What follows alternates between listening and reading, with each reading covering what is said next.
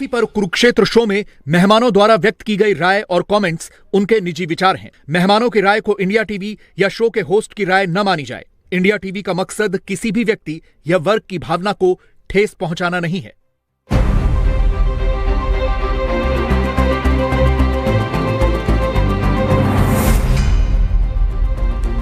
नमस्कार, बहुत स्वागत भी हो आप सभी का। आप देख रहे हैं आपका प्रोग्राम कॉफी पर कुरुक्षेत्र। मैं हूं सौरभ शर्मा, रोज की तरीके से आपके साथ। वो प्रोग्राम जहां बातें करते हैं हम बिल्कुल खुल्लम खुल्ला, कुछ आपसे छुपाते नहीं है। हरियाणा में कांग्रेस पार्टी की हार के लिए जिम्मेदार कौन? इस सवाल का जवाब ढूंढना तो पार्टी को ही है, लेकिन जवाब आएगा इसकी कोई गारंटी नहीं है। हालांकि पार्टी ने एक कमेटी इस काम के लिए बना दी है। राहुल गांधी क्या वाकई में इस सवाल का उत्तर जानना भी चाहते हैं? यह भी एक सवाल है। ऐसा इसीलिए क्योंकि कांग्रेस को नजदीक से जानने वाले और कांग्रेस के शुभचिंतक वो ये सवाल उठा रहे हैं कि बार बार कांग्रेस पार्टी उन्हीं घोड़ों पर क्यों दाव लगा रही है जो एक नहीं कई रेस उसे हरा चुके हैं। उन्हीं लोगों को प्रभारी बनाया जाएगा, वही लोग जाकर के ऑब्जर्वर बनेंगे, उन्हीं के ऊपर जिम्मेदारी भी होगी ये देखने की कि नेता लोग आपस में लड़ रहे हैं तो उनको उनकी सुलह कराई जाए, और इनमें से वो कोई काम नहीं करेंगे। ये तो एक बात। दूसरा, क्या कांग्रेस पार्टी कुछ ऐसे लोगों से घिर गई है जिनका ना तो कोई जनाधार है और ना वो जनता की नब्ज समझते हैं, लेकिन उनका प्रोजेक्शन कुछ इस किस्म का है या उनका ऑरा कुछ इस किस्म का है कि उस पर कांग्रेस पार्टी की लीडरशिप भी फंस जाती है और फिर अपना नुकसान करा बैठती है। तीसरी बात, कांग्रेस पार्टी का कोर पक्का वोट अगर वो भी कांग्रेस पार्टी से दूर चला जाए तो फिर तो कोई गंभीर समस्या है, और वो हरियाणा के चुनाव में हुआ। इन्हीं सारे विषयों पर हम लोग आज बात करेंगे। हमारे साथ आज इस प्रोग्राम में हमारे स्पेशल गेस्ट हैं तहसीन पूनावाला साहब, जिनको आप रोज सुनते हैं उनके व्यूज टीवी पर, और वैसे एक पॉलिटिकल एनालिस्ट हैं, लेकिन कांग्रेस पार्टी के शुभचिंतक में इतना तो कह सकता हूं ना आपको। बिल्कुल, वो कांग्रेस पार्टी ये होस्ट ने बिल्कुल दोस्त की तरह सही कहा। इसके लिए होस्ट जिम्मेदारी ले सकते हैं। प्रदीप सिंह जी हमारे साथ हैं। सर बहुत स्वागत। शांतनु गुप्ता जी प्रोग्राम में। शांतनु जी बहुत स्वागत आपका। आप मुझे हरियाणा की कांग्रेस पार्टी की हार से कुछ निराश, कुछ उदास, कुछ दुखी, कुछ नाराज, चारों लगे। सहमत? ठीक बात है ये? बिल्कुल सही। किस बात ने आपको सबसे ज्यादा दुख पहुंचाया? क्योंकि हरियाणा का चुनाव सौरभ भाई कांग्रेस को जीतना चाहिए था। हरियाणा में डबल नहीं, मैं कहूँगा 4 बार एंटी इनकम्बेंसी थी। सेंट्रल गवर्नमेंट, यूनियन गवर्नमेंट के खिलाफ भी थी किसान कानूनों को लेकर, और डबल एंटी इनकम्बेंसी जो सरकार थी स्टेट गवर्नमेंट के खिलाफ, राज्य की सरकार थी। और वहाँ की गवर्नेंस इतनी खराब थी, हरियाणा की स्टेट गवर्नमेंट की गवर्नेंस इतनी खराब थी कि ये कांग्रेस को ये चुनाव एटलीस्ट 60-65 सीट्स कांग्रेस को जीतना चाहिए था। लेकिन इतना बुरा मिसमैनेजमेंट, टिकट डिस्ट्रीब्यूशन से लेके मिसमैनेजमेंट, और ये एक यकीन था कि हम तो जीत ही सकते, क्या होगा 65 सीट्स रहेगी, 55 आएगी। इस कारण की वजह से कांग्रेस चुनाव हारी है। जो आप पिन पॉइंट करने के लिए तैयार हैं किसी व्यक्ति के ऊपर ये इल्जाम? नहीं, व्यक्ति विशेष नहीं, लेकिन संगठन होती है। राहुल जी ने एक माहौल बनाया था हरियाणा में भारत जोड़ो यात्रा के बाद। 5-5 सीटें हो गई थी, क्योंकि पिछली बार 2019 में बीजेपी 10 सीटें जीती थी हरियाणा के अंदर लोकसभा में, तो 5-5 हो गया। यहां तक कि गुरुग्राम जैसे एरिया में भी राज बब्बर जी ने एक टफ फाइट दिया राविंद्रजीत सिंह जी को। एक माहौल बन गया था। एक माहौल था खट्टर जी को निकालने के बाद कि कांग्रेस की सरकार आ रही है। ब्यूरोक्रेट्स में माहौल था, आम पब्लिक में माहौल था, मीडिया में माहौल था। इसके बाद ये क्या बदल गया? 2 या 3 चीजें। जिन लोगों को राहुल जी ने भेजा दिल्ली से हरियाणा के अंदर, भाजपा ने धर्मेंद्र प्रधान जी को भेजा, कांग्रेस ने जिनको भेजा, उन्होंने कांग्रेस को भेजा, बाबरिया जी को, दीपक बाबरिया जी को जिनको भी भेजा, और अशोक गहलोत को भेजा, जिनको भी भेजा। दिल्ली में कांग्रेस आज 0 पे, आज 0 पे कांग्रेस। 15 साल शीला जी मुख्यमंत्री थी, आज 0 पे कांग्रेस। दीपक बाबरिया दिल्ली के भी प्रभारी थे। और आप मत लीजिए नाम। नहीं, आपको जो नाम लेना है। ये तो इतनी फैक्चुअल बात है, सबको पता है ना। इसको आगे क्या करना है? शांतनु भाई, आप बिल्कुल सही कह रहे हैं। आपने तो आपकी किताब में मेरे से फोटो भी खिंचवा दिया। लेकिन मैं कह रहा हूं जो भी नाम है, कांग्रेस 0 पे आ गई। पंजाब में वो लोग इन्वॉल्व थे, वहां पे हार गई कांग्रेस चुनाव। अब वही लोग हरियाणा में गए। अच्छा, मुझे से कोई, आप प्रभारी हो, आप इंचार्ज हो, आप देख रहे हो किसको सीट मिल रही, टिकट मिल रही। टिकट डिस्ट्रीब्यूशन के मामले में कितने ऐसे टिकटें थे जो लॉयल कार्यकर्ताओं को नहीं मिले? आपके पूर्व पीसीसी प्रेसिडेंट को नहीं मिला, एनएसयूआई प्रेसिडेंट को नहीं मिला, किसी बाहर वाले को। किसकी जिम्मेदारी थी ये सब देखना?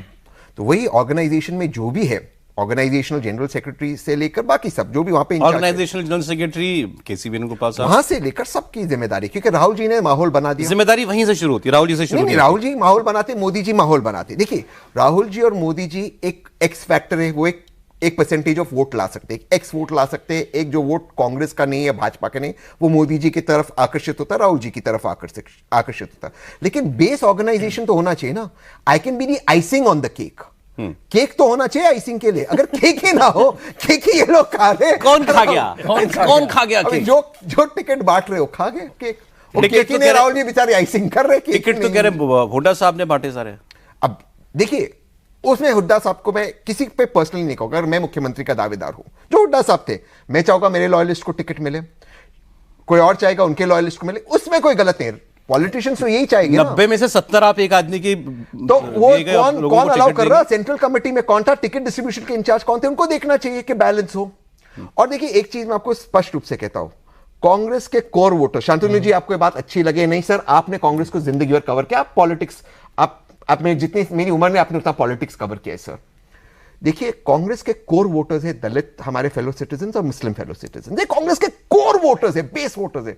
अगर आप दलित लीडरशिप को इग्नोर करोगे तो कैसे होगा? दलित वोटर्स और मुस्लिम वोटर्स कांग्रेस के कोर वोटर्स है, आप उनको इग्नोर ही नहीं कर सकते। अब दलित लीडरशिप को आपने इग्नोर कर दिया। अरे हम तो सब सहमत हैं आपकी बातों से, सिवाय इसके कि इसके लिए जिम्मेदार कौन है? जिम्मेदारी किसकी सर ये सारी बातों की?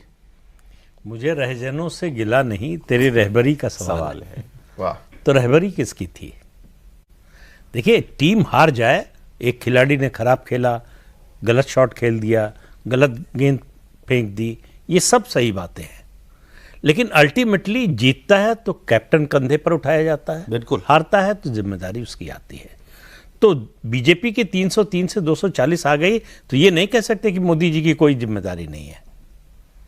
बाकी लोगों ने सब गड़बड़ कर दिया, उन्होंने सब ठीक किया। और जब 303 आई थी तो सब उन्होंने ठीक किया था, बाकी लोगों का कोई योगदान नहीं। ये आर्गुमेंट नहीं चलता है। कहीं ना कहीं आपको तय करना पड़ेगा कि कहां पर जाकर जिम्मेदारी अल्टीमेटली ठहरती है। मैं ये मानता हूं कि और सेक्रेटरी ऑर्गेनाइजेशन और दूसरे जो जनरल सेक्रेटरीज हैं उन लोगों ने गड़बड़ की, लेकिन अगर वो लोग बार बार गड़बड़ कर रहे हैं जो इनका और आप बार बार उन पर भरोसा कर रहे हैं तो फिर सवाल आप पर भी उठेगा। एक बार जिम्मेदारी दे, किसी से भी गलती हो सकती है, कोई जानबूझ के अपनी पार्टी को हराना नहीं चाहता है, लेकिन इसका मतलब है उनकी बेसिक समझ में कहीं समस्या है कि जो समस्याएं हैं और वो क्या है और उनका निदान कैसे होना चाहिए, ये उनको समझ में नहीं आ रहा है। तो या तो उनको सुधारने की कोशिश कीजिए या बदल दीजिए। अब अगर मंच पर एक चीज मैं कहना चाहता हूं, मैं आपसे इत्तेफाक रखता हूं इस बात पर, लेकिन आप देखिए धर्मेंद्र प्रधान जी का रोल और जो भी दिल्ली से गए थे व्यक्ति, उनका आप रोल लिखिए। 17 कांग्रेस के कैंडिडेट्स जो रिबेल थे खड़े रहे, उनका वोट अगर आप गिने कांग्रेस के वोट के साथ तो 17 सीटें कांग्रेस जीत जाती है। अब मैं ये नहीं कहूँगा 17 के 17 कैंडिडेट्स बैठ जाएंगे, लेकिन अगर 4 या 5 भी बैठ जाते तो कांग्रेस चुनाव जीत जाती, सिर्फ 4 या 5। अब ये तो राहुल जी की जिम्मेदारी नहीं है। आप राहुल जी से फोन करवा सकते हो, आप मोदी जी से फोन करवा सकते हो। धर्मेंद्र प्रधान जी ने रिबेल्स को बिठाया। मैं आपको बता रहा हूं, मैं हरियाणा में 2-3 जगहों पर गया, 2-3 गांव में जब मैं जा रहा था, क्रॉस कर रहा था, वहां पे धर्मेंद्र प्रधान जी की काम कर रहे थे, वहां पर थे मौजूद। हमारे कितने लोगों ने 5 स्टार होटल छोड़ा, ये देखना होगा। राहुल जी ने तो मेहनत की, मोदी जी ने भी मेहनत की। मोदी सर इतना मेहनत कर सकते, राहुल सर उतना कर सकते। उसके बाद 5 स्टार होटल के बाहर भी तो आना होगा। वो तो इनका काम है ना, वो तो इनका काम है। धर्मेंद्र प्रधान जी भी रहोगे 5 स्टार 4 स्टार होटल में, मैं उसकी, लेकिन गांव में मैंने देखा है उनको, मैंने देखा है, वो थे वहां पे, उनका कार्यक्रम चलता। जाके कार्यकर्ता से मिले, बूथ लेवल वर्कर से मिले, जो भी मिले, आरएसएस संगठन के वहां पे जो इंचार्ज होंगे उनसे मिले, बातचीत की, वहां पे कोई इन्फ्लुएंशियल फैमिली होगी उनसे जाकर मिला होगा। ये तो काम किया ना धर्मेंद्र प्रधान जी ने। बिल्कुल, आपके लोगों ने किया वो काम, उन्होंने होटल छोड़ा। ये आपको ये जो रिपोर्ट मंगा है उसमें देखिए, उनका जीपीएस में आ जाएगा। अगर राहुल गांधी जी को अपनी रैली में हुड्डा साहब का और शैलजा जी के हाथ मिलवाने पड़ रहे हैं, पब्लिकली मिलवाने पड़ रहे, तो ये आपने उनके ऊपर छोड़ रखा था ये काम कि वो रैली करेंगे तब इन दोनों की दोस्ती कराएंगे, इससे पहले बाकी लोग। हम लोग कॉर्पोरेट में भी कहते हैं जब एस्केलेशन आपके सीईओ तक पहुंच जाए, टॉप तक पहुंच जाए, मतलब नीचे बहुत मामला खराब है ना। जैसे हम कांग्रेस प्रवक्ताओं से मिलते रहते हैं, जब भी हम डिबेट पे जाते हैं, जब भी होता है तो 1-2 नाम आते हैं, मुझे तो नाम लेने में कोई दिक्कत नहीं, जयराम रमेश, केसी वेणुगोपाल। अब इससे इतनी दिक्कतें हैं लोगों को, हर व्यक्ति को अलग अलग लेवल की दिक्कतें हैं कि ये गेट कीपर हैं, राहुल जी से नहीं मिलने देते, आप इनके थ्रू बात नहीं पहुंचा सकते। आप ही के डिबेट पर कैप्टन यादव जी आए थे, वो कह रहे थे भाई इतना बड़ा हूं मैं, इंदिरा गांधी से सबसे साथ काम करा, मैं मिल भी नहीं सकता। मेरे यहाँ राहुल जी की रैली लगाई गई, फिर बाद में मना कर दिया गया, रोड शो लगाया गया, पता ही नहीं कहा टेंटेटिव प्रोग्राम है। मैं ओबीसी का लीडर हूं, लेकिन ओबीसी की बात तो होती है, लेकिन ओबीसी को टिकट, मेरे कहने से किसी को टिकट भी नहीं मिलता है। तो अगर आपके दिखाने के दांत अलग होंगे और ये होंगे तो फिर तो ये जैसे तहसीन वाले होगा ही। लेकिन और वहां धर्मेंद्र प्रधान जमीन पे जा रहे हैं, वो प्रभारी का काम है। ये कह रहे हैं कि राहुल गांधी जिम्मेदार नहीं है सबके लिए, वो तो तहसीन नहीं बोल पाएंगे, वो तहसीन नहीं बोल पाएंगे, तहसीन नहीं बोल पाएंगे। देखिए अल्टीमेटली कांग्रेस पार्टी हारी है, अल्टीमेटली कांग्रेस पार्टी हारी है, बट यही लोग अगर बार बार इस तरह का काम करेंगे तो फिर वहां पे सवाल क्या मजबूरी है कि ये लोग बार बार भेजे जाते हैं? फिर वही तो फैक्ट फाइंडिंग रिपोर्ट में देखना होगा कि क्यों वो लोग बार बार जा रहे हैं और क्यों ये लोग, क्या ये इनकॉम्पिटेंट है, क्या उनको जमीनी हकीकत समझ में नहीं आती? वैसे आपको बता दूं, या हो सकता है यही लोग फैक्ट फाइंडिंग टीम में हो। वही है, मेरा कातिल ही मेरा मुंसिफ है, क्या मेरे हक में फैसला करेगा? वही होगा, मेरा कातिल ही मेरा मुंसिफ है, यही होगा सर, मैं बता रहा हूं आपको। अब दिल्ली देखिए, शीला दीक्षित जी 15 साल मुख्यमंत्री थे, हम जीरो पे आ गए। सौरभ भाई, लेकिन हम जीरो पे आ गए सर। ये तो कमेंट्री लेकिन राहुल गांधी पे है ना। अगर आप अपने सैनिक नहीं चुन पा रहे हैं, अब अपने सिपा सालार नहीं चुन पा रहे हैं, तो कमेंट्री उस पे है ना। अगर आप दिल्ली की बात कर रहे हैं, 15 साल सक्सेसफुल चीफ मिनिस्टर, दिल्ली में आज जो काम दिखाई दे रहा है सब उनके समय का किया हुआ। 2015 के चुनाव में आपने चुनाव से बाहर कर दिया उनको, कैंपेन नहीं करने दिया।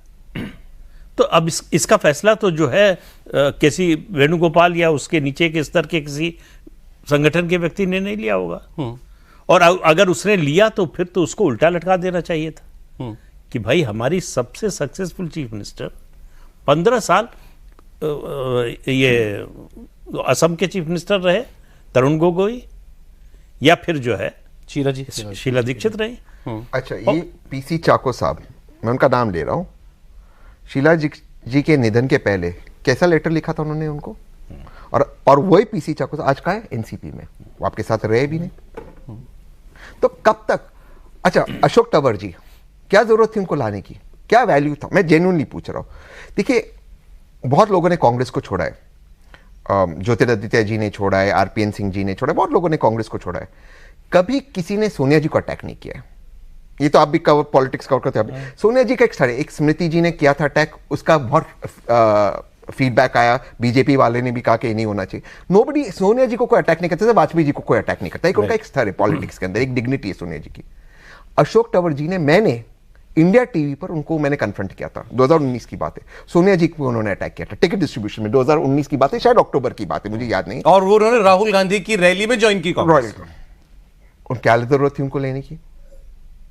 सोनिया जी को अटैक करने के बाद वो खुद की पार्टी शुरू की, आम आदमी पार्टी में गए, कि और पार्टी में गए, जेजेपी, बीजेपी, तृणमूल में गए, बीजेपी में। ये तो कम से कम राहुल जी को ये फैसला उनका होगा, उनकी रैली में ज्वाइन कराया। लेकिन आप शुरू कीजिए वहां से, जब अशोक तंवर की पिटाई हुई दिल्ली में रैली में, जो राहुल गांधी के समर्थन में थी, और भूपेंद्र सिंह हुड्डा के लोगों ने पिटाई की, मतलब उनकी फोटो छपी जो लहूलुहान दिखाया गया, और उसके बाद भूपेंद्र सिंह हुड्डा से कोई सवाल, मतलब कम से कम सार्वजनिक रूप से तो ऐसा कुछ नहीं आया कि पूछा गया, आपका दलित नेता जो अच्छा नेता था, जनाधार वाला नेता था, उसके साथ ये हुआ। कुमारी शैलजा आपने पीसीसी प्रेसिडेंट बनाया, उनको कमेटी नहीं बनाने दी हुड्डा जी ने। बिल्कुल। किरण चौधरी, कुमारी शैलजा और रणदीप सुरजेवाला, ये तीन की तिकड़ी अलग है पार्टी में। ये बच्चे को मालूम है, हरियाणा में भी, बाहर भी। तो इतने साल, 5 साल उसको रोकने के लिए क्या किया? कुमारी शैलजा ऑन रिकॉर्ड कह रही है कि मेरी कब बात हुई हुड्डा साहब से मुझे याद ही नहीं है, आखिरी बार मेरी कब बात हुई। तो ये हालत है पार्टी के अंदर। तो फिर जो इंचार्ज थे, जो दिल्ली से आए थे हरियाणा में, वो बात करवा देते, वो मीटिंग बुला लेते, वो कम से कम आपके जैसे प्रोग्राम में कॉफी पिलाकर बात। तो वो किसके खास है बाबरिया साहब? नहीं, वो जिनके खास किसी का नहीं होना चाहिए। देखिए, खास है तभी बार बार उनको दी जा रही है जिम्मेदारी। एक चीज हमें सोचना होगा, Congress unlike other political parties, मैं भाजपा को इससे बाहर गिनता हूं क्योंकि भाजपा एक पारिवारिक पार्टी नहीं है, दूसरे पॉलिटिकल पार्टीज को छोड़ दीजिए, आरजेडी, एनसीपी, शिवसेना, जो भी, टीएमसी, ये सारे पारिवारिक पार्टीज है। Congress contrary to the perception एक पारिवारिक पार्टी नहीं है। कांग्रेस देश की पार्टी है और गांधी परिवार उसका ट्रस्टीज है। कांग्रेस देश की पार्टी है और देश की पार्टी के साथ अगर ये हो रहा है तो कहीं ना कहीं बुरा लगता है। ठीक है। अब हम हरियाणा हार गए, शिवसेना उद्धव ठाकरे जी ग्रुप, जिसका ना कोई बेस, जिसका ना कोई नाम, जिसका ना कोई सिंबल, जिसकी वजह से सरकार गए संजय राउत जी रोज इंडिया टीवी पर कोई स्टेटमेंट देती जिसकी वजह से हमारी सरकार चली गई, वो कांग्रेस को कह रहे, वो कांग्रेस के बारे में कह रहे संजय राउत जी, अरे सरकार आपकी वजह से गई है और आप मुख्यमंत्री होते हुए, उद्धव सर मुख्यमंत्री होते हुए उनके नाक के नीचे से उनकी पुलिस ने उनके विधायकों को दूसरे स्टेट में ले गए, उनको पता नहीं, वो कांग्रेस को अटैक कर रहे हैं। आपने उनको लिया ना, जो लोग आपको जिंदगी भर आपको गाली देते रहे, उन्हीं के साथ उनको चीफ मिनिस्टर सरकार लेकर आया। आज वो वापस चीफ मिनिस्टर बनना चाहते हैं। क्यों कांग्रेस का, अगर मैं चाहता हूं एज अ कांग्रेस वोटर, मेरा वोट पुणे के अंदर है, अगर मैं चाहता हूं कि कांग्रेस का चीफ मिनिस्टर बने, या तो नाना पटोली जी बने या बाला साहेब थोराट बने, और नाना पटोली एक ओबीसी लीडर या बाला साहेब थोराट जो भी कांग्रेस के एक लीडर बने, इसमें गलत क्या है? तो ये तो आपको पता होना चाहिए था। इसी मुद्दे को लेकर तो वो अलग हुए बीजेपी से। भाजपा से सरकार ही नहीं, आप कैसे मुख्यमंत्री, उनकी तो शर्त और डिमांड ही एक है। नहीं, उस समय भी 105 सीटें थी बीजेपी की, और इनकी जो है 56 सीटें थी, तब भी मुख्यमंत्री बनना चाहते थे। तो ये वो तो पहले से कह रहे हैं कि इस आधार पर होना ही नहीं चाहिए फैसला कि किसके ज्यादा एमएलए तो किस आधार पे होना बस चाहिए? क्योंकि बस पहले से घोषणा कर दीजिए। ठीक है, मैं ये भी मान लेता हूं, क्योंकि बाला साहब ठाकरे ने कहा था भाजपा की सरकार सेंटर में, आदरणीय बाला साहेब ठाकरे के प्रति मेरे बहुत स्टेटमेंट, आदरणीय बाला साहेब ठाकरे के प्रति मेरे बहुत, मैं उनको बहुत रिस्पेक्ट करता हूं, हम सब करते हैं उनको रिस्पेक्ट, लेकिन उद्धव जी उनके बेटे जब चीफ मिनिस्टर थे, मैं दोबारा से कह रहा हूं, उनके नाक के नीचे उनकी पुलिस ने उनके विधायकों को गुजरात छोड़कर आई। लेकिन वैसे उन्होंने ADG law and order, ADG CID को पूछा क्या हो रहा है, पूछा उन्होंने। रोज संजय राउत आके कोई स्टेटमेंट दे देता, एक दिन कंगना जी के अगेंस्ट, एक दिन किसी और के अगेंस्ट। क्या मतलब था इन चीजों का? हम किस चीज में, हम किस दिशा में जा रहे थे? क्या जरूरत थी इन चीजों की? हाई कमान ये बताएंगे, 2 तस्वीरें लगी। नहीं देखिए, खड़गे जी और राहुल जी हर चीज में इन्वॉल्व नहीं हो सकते, बट किस चीज में छोटी छोटी चीजें, बट हरियाणा चुनाव, महाराष्ट्र में छोटी छोटी चीजें, इसमें क्या इन्वॉल्व नहीं, होगा? आप कह रहे हो हरियाणा के लिए मत पूछो राहुल गांधी जी को, फिर क्यों ना पूछो भी? बट जो एक आदमी, बाकी के लोग हैं, ये मैंडेट किसने दिया भूपेंद्र हुड्डा को कि 90 में से 70 टिकट आपके मर्जी के बटेंगे, आप हर जगह ये प्रचार होगा कि आप मुख्यमंत्री बन रहे हो, ये किसने दिया उनको? अब जो टिकट कमेटी के इंचार्ज थे, मैं नहीं जानता कौन था, लेकिन जो भी इंचार्ज थे उनसे ये सवाल पूछना चाहिए। हुड्डा साहब तो मांगेंगे टिकट, अजय यादव जी आपके शो में कल थे, वे भी मांगेंगे टिकट, कुमारी शैलजा जी भी मांगेगी, सुरजेवाला जी भी मांगेंगे। कुमारी शैलजा को टिकट नहीं मिले, सुरजेवाला को टिकट नहीं मिले, बैलेंस करना चाहिए, यादव को टिकट नहीं मिले, बैलेंस करना चाहिए। तो ये तो राहुल जी को पता होगा ना, वो लोग तो खुल के कह रहे थे। लीडरशिप को आपको बैलेंस, दलित और ओबीसी लीडरशिप को बैलेंस करना ही होगा और मुसलमान लीडरशिप को आगे करना ही होगा। अब आप देखिए शांतनु भाई, आप इस बात से इत्तेफाक रखोगे, संजय राउत जी अटैक कर रहे कांग्रेस को, पूरा लेख छपाया, पूरा लेख आज छपा, कल छपा सामना में, सॉरी। जो उनको सीटें मिली शिवसेना उद्धव ठाकरे ग्रुप को, वो तो कांग्रेस का कोर वोटर मिला है ना, मुसलमान ने वोट दिया शिवसेना को, मैं 100% कह रहा हूं। वो तो पता है, उसमें कहने की बात, क्योंकि जो मराठी मानुस का वोट है वो माननीय एकनाथ शिंदे जी के साथ है, जो कोर हिंदुत्व का वोट है वो बीजेपी के साथ चला गया, तो कांग्रेस का जो वोटर है उन्होंने शिवसेना को वोट दिया है। तो फिर शिवसेना, उद्धव ठाकरे हैं क्यों आपके साथ? फिर क्यों आपके साथ? वो अब सब उनके पास वोट ही नहीं है। उनका मुंबई में, कोंकण रीजन में, थाने रीजन में होल्ड एक गुडविल है और बाला साहेब ठाकरे जी का आशीर्वाद चाहिए। मुंबई में भी जो सीटें जीते हैं कांग्रेस की वजह से, बिल्कुल जीते कांग्रेस की। मैं आपको कह रहा हूं, हमारे मुसलमान भाइयों ने, हमारे दलित भाइयों ने, जो कांग्रेस का कोर वोट है, उन्होंने उनको वोट दिया है, कोर वोट मिला है उनको। और हरियाणा के अंदर भी आप मुसलमान वोट क्या बोला था? सर्च मिला है। शिंदे और ठाकरे की सीधी लड़ाई हुई है, वहां जो है एकनाथ शिंदे की सक्सेस रेट ज्यादा। भाई संजय निरुपम ने पार्टी छोड़ते हुए क्या बोला? कांग्रेस पार्टी ने घुटने टेक दिए उद्धव ठाकरे के सामने, ये बोला था, ये शब्द थे उनके। केसी वेणुगोपाल जी के लिए क्या बोला था कि भाई बोलते दिल्ली में सुनवाई नहीं है, राहुल जी तक हम पहुंच नहीं सकते, प्रियंका जी तक हम पहुंच नहीं सकते, केसी वेणुगोपाल जी को हिंदी आती नहीं, हमें उनकी अंग्रेजी समझ आती नहीं, किससे बात करें? है ये पोजीशन, ये सिचुएशन है पार्टी में कि नहीं? नहीं, ये मैं व्यक्तिगत नहीं जानता किसको कौन सी भाषा आती है नहीं आती, ये मैं भाषा में। और संजय निरुपम जी को इंग्लिश बिल्कुल आती है, ये मैं आपको कह सकता हूँ। उनको इंग्लिश बहुत अच्छी आती है, मैं आपको 100% कह सकता हूँ, 100% कह सकता हूँ कि उनको इंग्लिश नहीं, उनको तो आती है, वो कह रहे हैं मुझे उनकी इंग्लिश समझ में नहीं आती, उनकी स्टाइल की। नहीं, संजय निरुपम जी वैसे बड़े लीडर है, मुझे पूरा यकीन है कि उनको हर चीज समझ में आती है, लेकिन बात व्यक्तिगत नहीं है। बात क्या है कि कहीं ना कहीं इसको रोकना होगा। और पार्टी को देखनी होगी, पार्टी को देखना होगा इस चीज को। ये योगेंद्र यादव जी को ने पता है क्या कहा था इलेक्शन में? उन्होंने एक रैली में कहा था, देखिए राहुल जी की रैली में कहा था सर, आंधी 3 ही विकल्प हैं। क्या कहते हो? आंधी 3, हाँ, या तो कांग्रेस की हवा चल रही है, आंधी सुनामी, या आंधी चल रही है या सुनामी चल लेकिन रही है। सही कहा उन्होंने, वो दूसरे साइड से आ रही थी। वो सुनामी आई और उससे कांग्रेस को दिशा भ्रम हो गया। दिशा भ्रम हो गया। और कैप्टन यादव ने कहा कि योगेंद्र यादव एनजीओ वाले मिल सकते हैं जाके राहुल गांधी से, हम नहीं मिल सकते। लेकिन कहते कि हाँ, ये एनजीओ वाले लोग बड़ी आसानी से मिल लेते हैं राहुल गांधी उनको जयराम जी मिला देते हैं, हम नहीं मिल सकते। हम पिछले 50 साल से मेरा परिवार कांग्रेस की राजनीति कांग्रेस कर रहा है। एक पॉलिटिकल पार्टी है और उसको कभी ये नहीं भूलना चाहिए। और देखिए, मैं दोबारा से कह रहा हूं, मैं कांग्रेस का वोटर हूं। मैं अपने पैसे से पूना जाता हूं, अगर मैं दिल्ली में था, क्योंकि उस टाइम पे इलेक्शन कैंपेन था, जाकर फ्लाई करते मैंने कांग्रेस को वोट करते आया, क्योंकि मेरी कमिटमेंट होती स्टूडियोज में, जाकर वोट करते आया हूं। तो कांग्रेस को ये याद रखना चाहिए कि एक पॉलिटिकल पार्टी है, एनजीओ नहीं। ये जितने भी इर्द गिर्द जितने भी फ्रॉड है, कभी कोई योगेंद्र यादव नहीं, यादव जी की बात नहीं कर रहा हूं, मैं ओवरऑल कह रहा हूं, मैं ओवरऑल कह रहा हूं। योगेंद्र यादव जी को फ्रॉड, लेकिन हाँ ठीक है, जितने भी मुगल साहब जैसे बैठे हुए, एक दिन कभी कोई किसान नेता होता है, एक दिन कोई आरटीआई एक्टिविस्ट होता है, आज सुना है कोई क्लाइमेट एक्टिविस्ट है, एक दिन खुद की स्वयं पार्टी होती है, भंडारा लगता है ना सड़क के किनारे, हाँ मतलब होते हैं हर भंडारे में, आज क्लाइमेट एक्टिविस्ट है।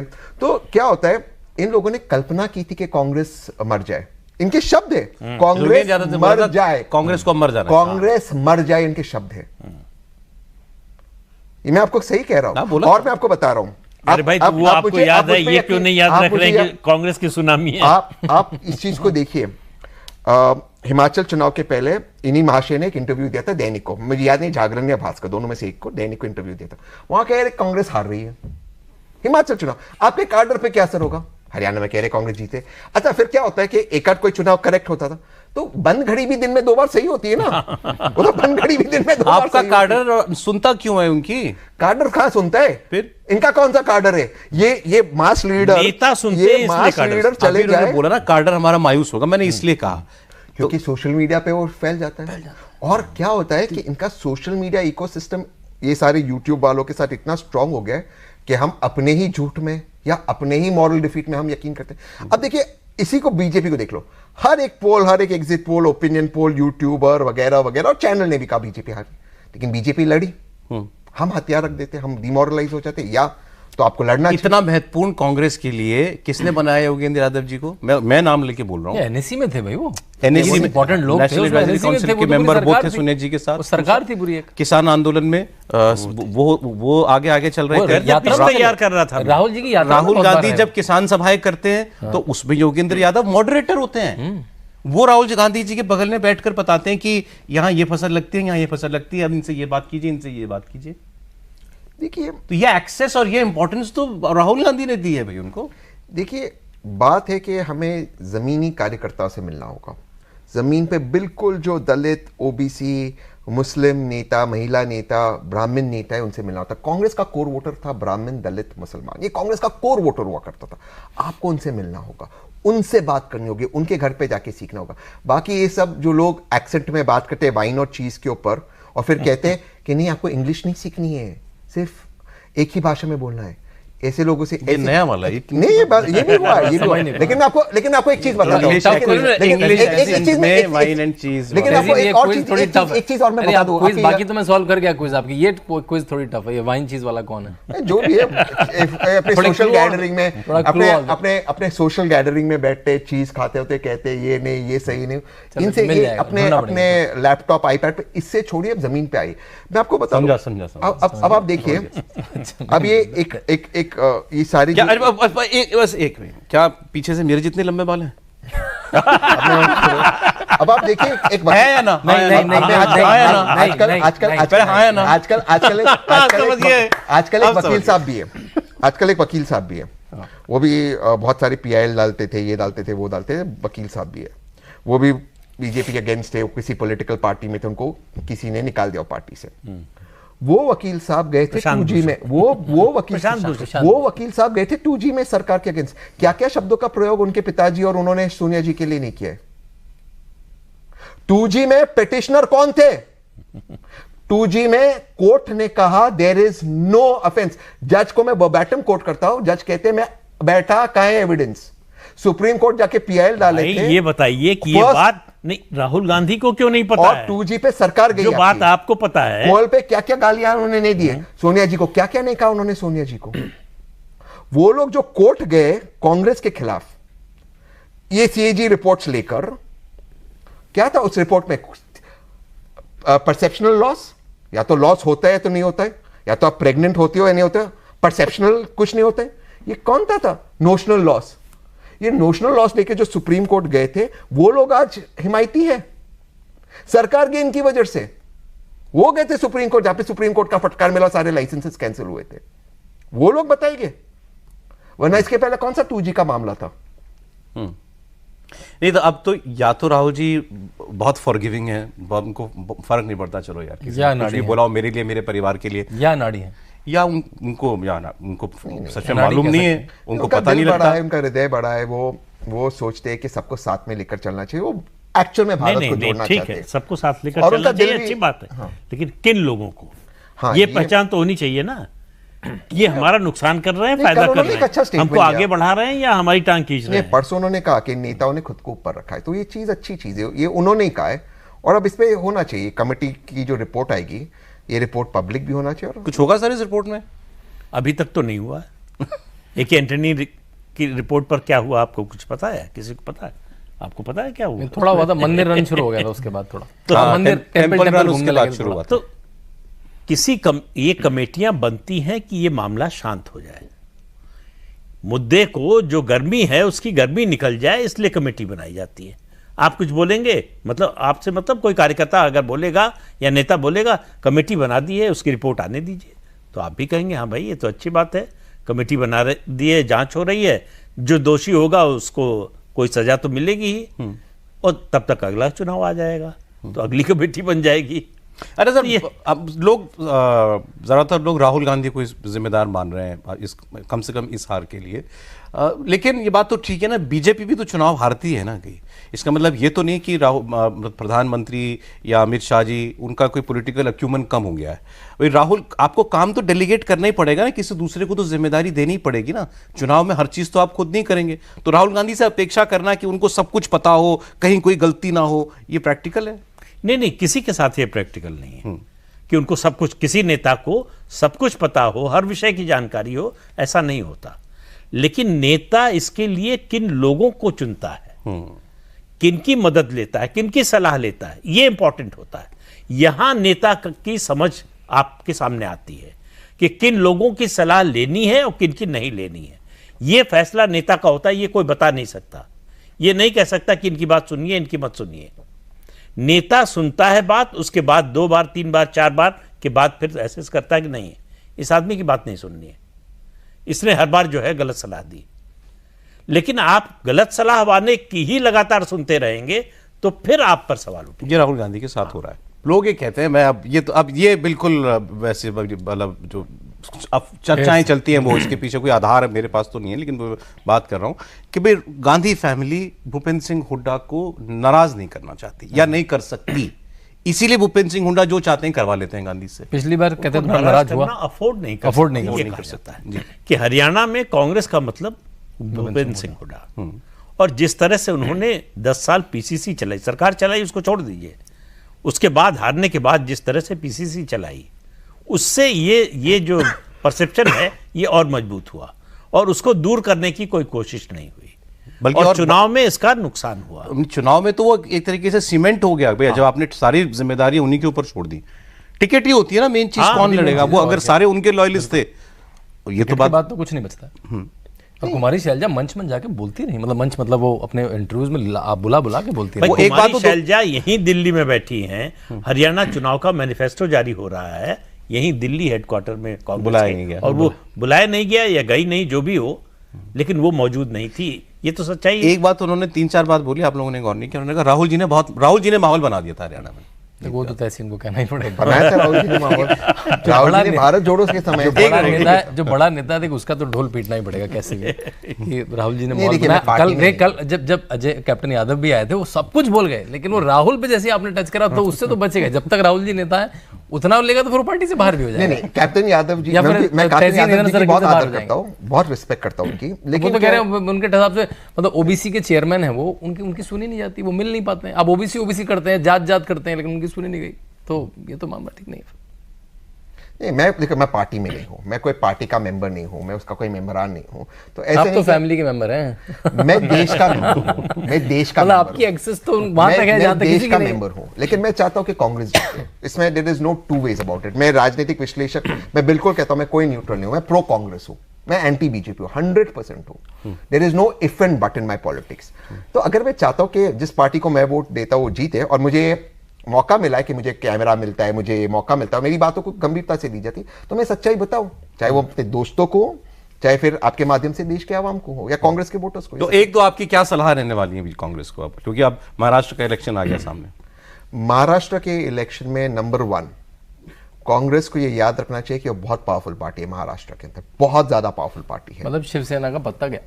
और ये चीज भी कांग्रेस को याद रखना चाहिए कि अपनी अस्मिता पर कोई बार्गेनिंग ना हो। देखिए, इसमें एक चीज आपको देखनी होगी, रीजनल पार्टीज जब भी ग्रो करती है वो कांग्रेस के वोट को खत्म करते ग्रो करती है, चाहे आम आदमी पार्टी, चाहे कोई भी पार्टी हो। बट बीजेपी जब ग्रो करती है वो रीजनल पार्टी थोड़ी सी वीक हो जाती है जब बीजेपी ग्रो करती है।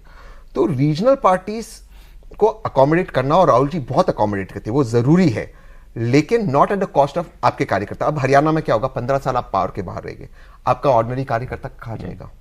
सोचिए इस चीज।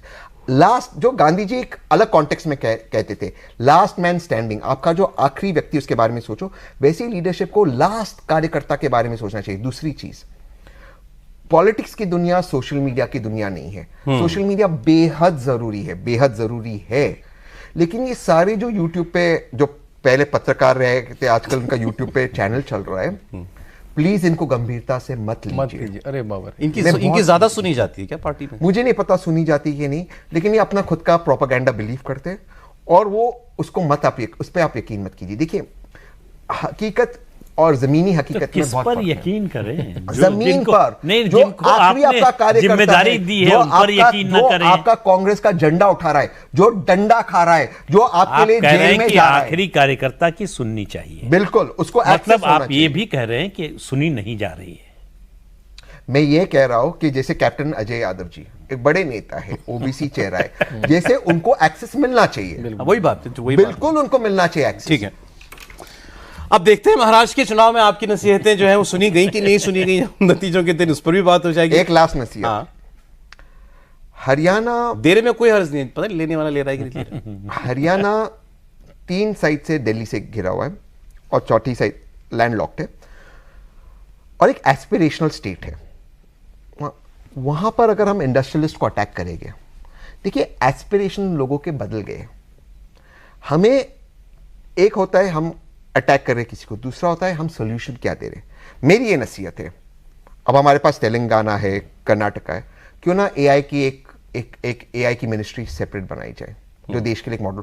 देखिए, जब मोदी जी प्रधानमंत्री बने, उन्होंने गुजरात मॉडल दिया, आप उसे इत्तेफाक रखो ना रखो अलग बात थे, क्यों ना एक राहुल मॉडल भी हो देश के सामने, तो देश उसको चुने 2029 में, उसमें एआई का एक सेपरेट मिनिस्ट्री हो। सोचिए तेलंगाना में एआई की मिनिस्ट्री, वो एआई की पॉलिसीज बनती हो। आपके पहले वाली सलाह तो मान ले, वो इंडस्ट्रीज को ना अटैक करने वाली, वो तो सीधे राहुल जी की वो तो पूरे देश के लिए बहुत गलत है, ये मेरे ख्याल से ट्रेंड ही बहुत गलत नहीं है। नहीं, उसमें मोदी जी ने भी तो किया था, विदेशों में मोदी जी ने विदेशों में लोग, लोग खड़े होते हैं, चाइना अपने इंडस्ट्री के पीछे खड़ी होती है, अमेरिका खड़ी होती है, हमारे अदानी अंबानी को गाली देती है, लाखों मोदी लोगों जी को ने भी नौकरी किया दे रहे था, हैं वो लोग। मोदी जी ने भी किया था। नहीं, लोकसभा मोदी जी गलत करें तो राहुल गांधी नहीं, भी मैं गलत कह रहा हूं कि ये अब हमें लोगों को हम जॉब चले कैसे गए भाई, देंगे। ठीक। अब ये देखते हैं ना कि क्या होता है, ये सब बातें जो है सुनी भी जा रही हैं क्या नहीं सुनी जा रही हैं। सर वो क्या एक्सप्रेशन है, एक नक्कार खाने में तूती की आवाज, उतना ही भर रह जाने वाला है। बहुत शुक्रिया तहसीन पूनावाला, आप प्रोग्राम है हमारे, बहुत शुक्रिया। प्रदीप जी बहुत धन्यवाद आपका, शांतनु बहुत शुक्रिया आपका। आप देख रहे थे आपका प्रोग्राम कॉफी पर कुरुक्षेत्र, फिर होती है मुलाकात आपसे जो आज बस इतना ही।